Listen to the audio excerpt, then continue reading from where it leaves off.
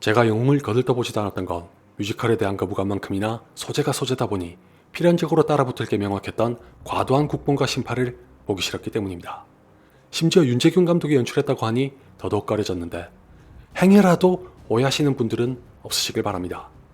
제가 싫어하는 건 단지 영화적 스타일에서 취향의 차이로 빚어지는 감정일 뿐, 독립과 한국전쟁 등에서 희생과 헌신을 아끼지 않으신 분들을 무시하거나 비하하는 건 절대 아닙니다. 막말로 그건 대한민국의 국민으로서 할 수 없는 짓이고 해서도 안 되는 짓이죠.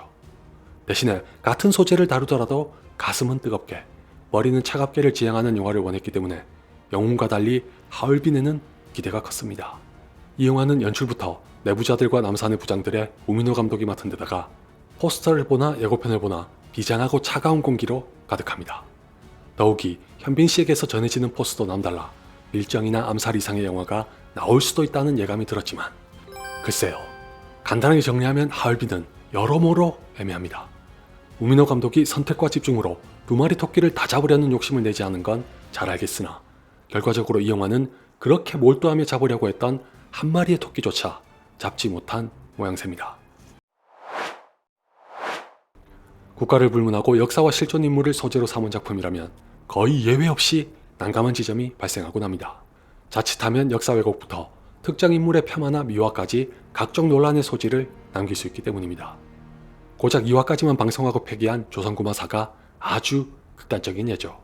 그렇다고 또 역사에만 충실한 작품을 만들면 다큐멘터리도 아니고 이게 뭐냐는 비판을 피할 수 없어 애초에 영화나 드라마 등에서 눈독을 들일 정도로 중요한 역사와 실존 인물을 소재로 한다는 건 어지간한 각오와 굳은 심지 없이는 힘들 거라고 생각합니다. 그럼에도 불구하고 전기 영화에 탁월한 솜씨를 보여준 사람이 있으니 바로 소셜 네트워크, 머니볼, 스티브 잡스의 각본을 쓴 아론 소킨입니다. 아론 소킨은 작가에게 필요한 기본적인 능력도 대단하지만 무엇보다 한 인물의 공과를 균형 있게 다루는데 그야말로 천재적인 통찰력을 가졌습니다. 머니볼은 몰라도 소셜 네트워크와 스티브 잡스는 전 세계에 널리 알려진 인물을 주인공으로 삼았기 때문에 엄청나게 많고 뜨거운 이목이 쏠렸었는데 아론 소킨은 전혀 주눅들지 않고 항상 차가운 머리를 유지한 채 냉정하게 묘사하면서도 스스로 어떤 판단을 내리거나 향방을 결정짓는 대신 관객에게 판단의 여지를 열어주는 편입니다. 물론 그런 노력에도 논란의 싹을 자르는 건 불가능했으나 아론 소킨만큼 한 인물을 다층적이고 중립적으로 다루는 작가는 보기 드뭅니다. 개인적으로는 우민호 감독의 발언을 듣고 하얼빈에서도 이런 관점을 볼 수 있길 바랐는데 유감스럽게도 이 영화는 각본도 애매하고 연출도 애매합니다. 하얼빈은 제목 그대로 안중근 의사가 이토 히로부미를 저격한 사건을 다룹니다. 대한의군이었던 안중근은 수적으로 열세였던 전투에서 힘겨운 승리를 거뒀지만 적에게 자비를 베푼 게 화근으로 작용해 동료들이 대거 죽는 비극을 맞이합니다. 이 탓에 지도부로부터 따가운 눈총과 반발이 쏟아지는 것에도 굴하지 않은 안중근은 아직 자신에게는 반드시 해야만 하는 일이 있다며 이토 히로부미를 없애기로 다짐합니다. 먼저 세상을 떠난 동료들에 대한 죄책감까지 떠안은 상태로 결연한 의지를 다졌으나 도중에 일이 틀어지는 바람에 안중근은 불가피하게 뒤로 빠져야 하는 상황에 놓이고 맙니다. 결국 안중근은 거사를 이루기 위해 자신의 처지를 받아들이고 조력자로 준비에 임하는데 참 얄궂게도 또 하나의 변수가 발생한 끝에 기어코 직접 나서야 하는 지경에 이릅니다. 그렇게 우여곡절을 거쳐 하얼빈으로 향하는 도중에 안중근은 충격적인 사실을 접하게 됩니다. 제가 좀 전에 말씀드린 우민호 감독의 발언이란 하얼빈을 통해 한 명의 인간으로서의 안중근을 보여주려고 했다는 연출 의도를 가리킵니다. 예컨대 아직 젊은 나이에도 기꺼이 목숨을 걸고 위험천만한 임무에 뛰어들어 성공한 구국의 영웅인 안중근이 아니라 실패와 실수를 맞닥뜨렸으면서도 좌절하거나 포기하지 않고 목표를 향해 끈질기게 나아간 그 과정에서 고뇌와 번민에 빠져 괴로워하기도 했던 평범한 인간으로서의 안중근을 조명하고 싶었다는 뜻으로 받아들였죠. 여러분은 어떠실지 몰라도 저한테는 이것만으로도 하얼빈을 관람할 이유는 충분했습니다. 마치 슈퍼히어로 영화를 보면서 완전 무결한 슈퍼히어로보다 나약한 인간으로서의 삶에 더 매력을 느끼는 것처럼 하얼빈도 안중근 의사에 대한 새로운 시각을 보여줄 수 있지 않을까 라는 기대를 가졌던 게 설마 저뿐인가요? 혹시 그렇다면 이 영화에 실망한 건 순전히 제 탓입니다. 왜냐하면 하얼빈은 우민호 감독의 저 발언과 다르게 막상 보면 안중근 의사에 대한 깊은 탐구는 턱없이 부족하거든요. 결과적인 게 아니라 진짜 솔직하게 말씀드리면 전 첫 장면을 보면서부터 예감이 안 좋았습니다. 이 영화는 꽁꽁 얼어붙은 두만강 위로 한없이 고독하고 처연한 행색으로 걸어가는 안중근 의사를 비추면서 시작합니다. 그 광활하고 황량한 풍경 속에 덩그러니 놓인 인간을 보고 있자니 아름답다는 탄성과 안쓰럽다는 탄식이 동시에 나왔습니다. 이 한 장면이 안중근 의사가 짊어지고 있던 무게와 홀로 견뎌야 했던 자리의 고독을 상징하는 것만 같아 굉장히 인상적이었으나 좀 길게 보여주는 게 좋았을 법한 장면을 의외로 빠르게 끊고는 대한의군이 모인 자리로 카메라를 넘겨버립니다.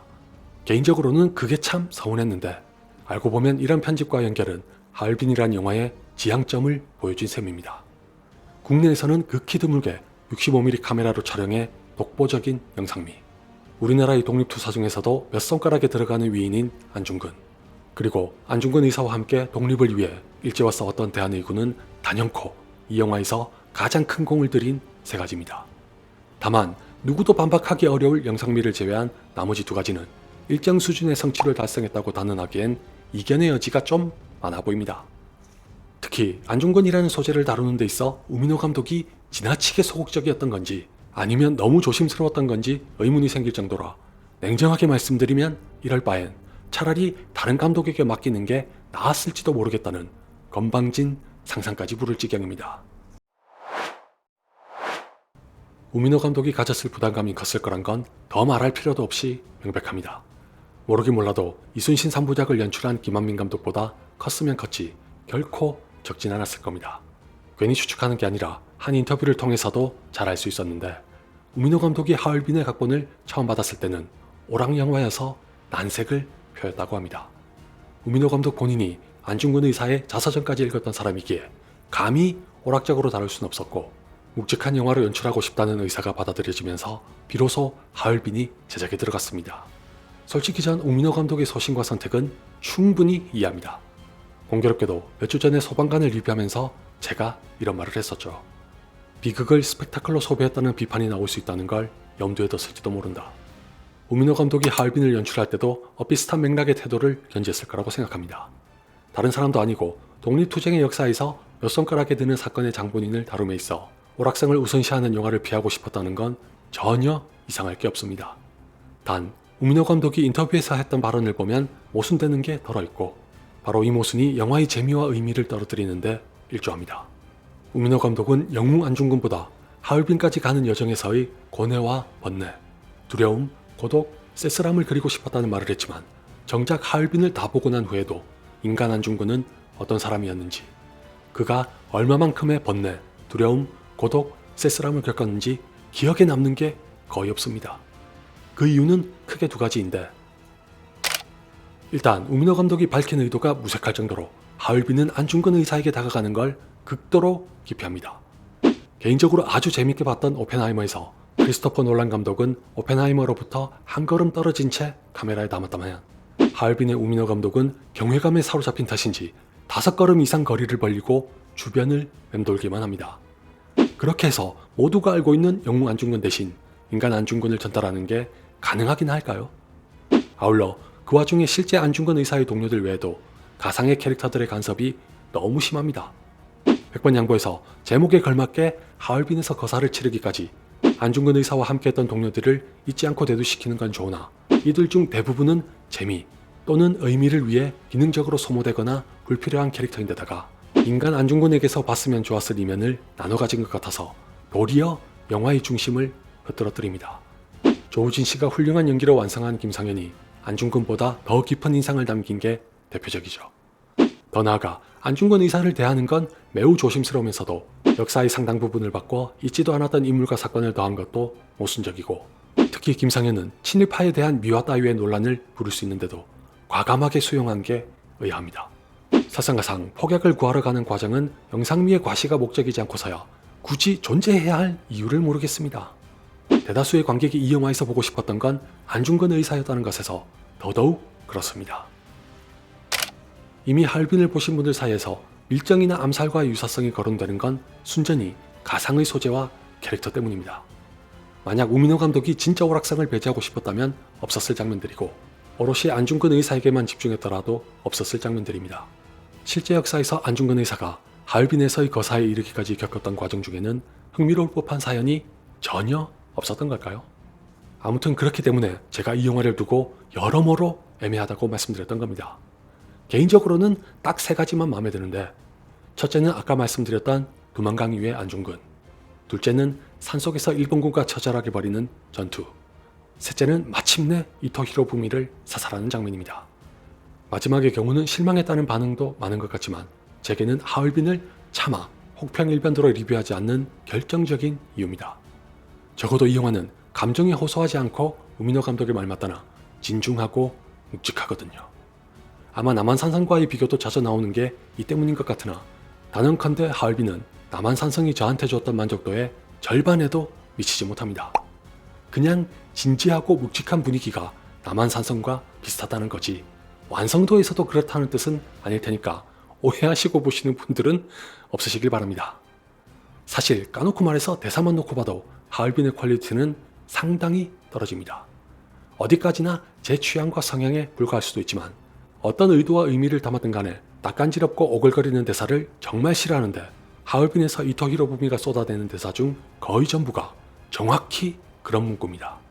일부는 이토 히로부미가 했던 말에서 가져왔다곤 해도 꼭 들어갔어야 할 대사인지는 의문이고, 엔딩에서도 안중근 의사가 실제로 했던 말씀에 감독이 덧붙인 대사는 빼는 게 나았을 거라고 생각합니다. 물론 저도 작금의 사태에 황당하고 분노한 시민이지만 우미노 감독의 의도가 너무 노골적이라 거부감이 생기네요. 그나마 안중근 의사를 다룬 영화고 연말이니까 어지간히 흥행할 것 같긴 한데 손익분기점을 넘거나 큰 반향을 일으키기엔 힘들 걸로 보입니다.